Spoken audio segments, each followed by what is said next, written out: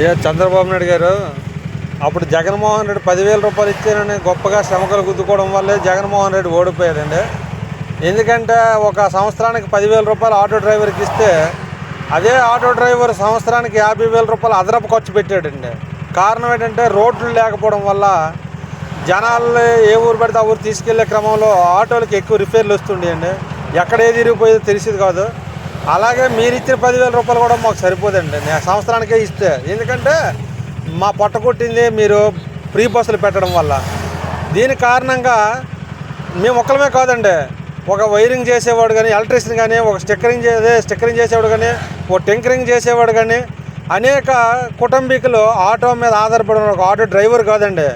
మీరు చూడాల్సింది ఆటో డ్రైవర్నే కాదండి.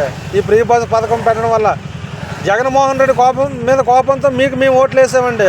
మా ఆటో సోదరులు అందరూ కూడా జగన్కి వద్దు, చంద్రబాబు ముద్దు అని చెప్పేసి మేమందరం కూడా ఏకదాటిగా ముక్తకంఠంతో మీ తెలుగుదేశం పార్టీకి ఓట్లు వేయడం జరిగిందండి.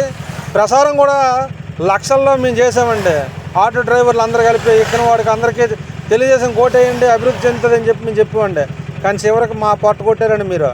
కానీ మాకు ఎంతకన్నా న్యాయం ఏదైనా చేయగలిగితేనే మీరు నెక్స్ట్ మీరు కూడా ఉంటారండి.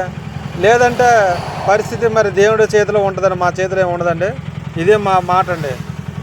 మా వాళ్ళు ఏమైనా తప్పుంటే మమ్మల్ని క్షమించండి సార్.